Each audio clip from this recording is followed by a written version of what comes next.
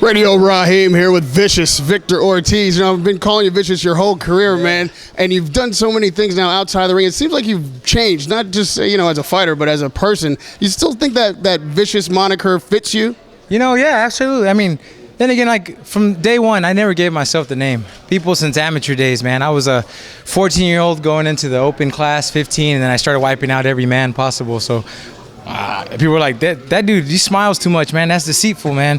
That's Vicious with the smile. So from Vicious with the smile, they cut off with the smile, and then it just became Vicious. So I was like, all right, I go with it. Well, we've seen you in here training today. Your punch and power is still there, obviously, but that smile has gotten you a lot of work outside the ring as well. You know, you've been acting, you're dancing with the stars. Absolutely. How does all of that fix into getting yourself in mindset to get in that ring? It's such a different environment.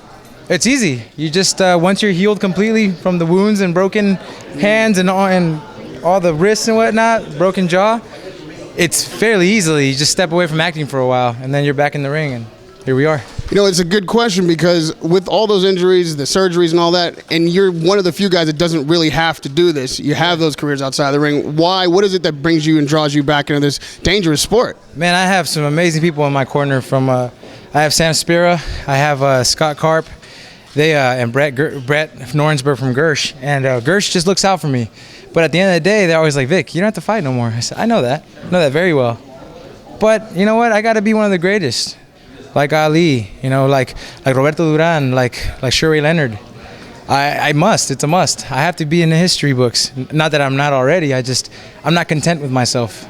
You know, people look at this fight as like a grudge match. Okay, Ortiz won the first one, but these guys still hate each other. It was close. Is this just like a one-off grudge match, or is this like the next chapter of a full career? Are you fully committed back into boxing? This is definitely it's a new beginning, you know. Every fight is a new beginning, really, for me.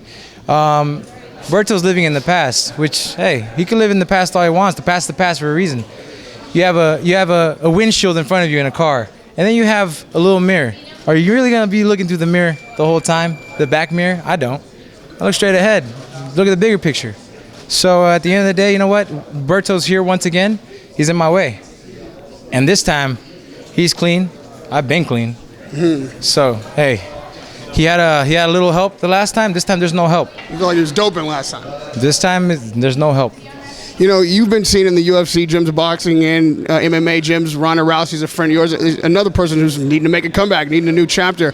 Where do you think is the best advice you could give her? What kind of relationship do you guys have? Ronda's a good friend. She's hey, every great champ rises from his downfalls, you know, so that's it. I mean, I've talked to Ronda since. She's amazing, you know. She's a beautiful person, beautiful soul, so I just wish her nothing but the best. If she really wants to come back, she will. You know, you've had your moments, you know, mentally, like, is this something I want to do? Should I be in this sport? Obviously, she's facing that kind of thing, too. Have you talked to her about that, and do you feel like her head is in that game? And she's someone who can do what you do outside the ring. It's one of those things, you know, I don't step into people's business like that. I just call to say hi.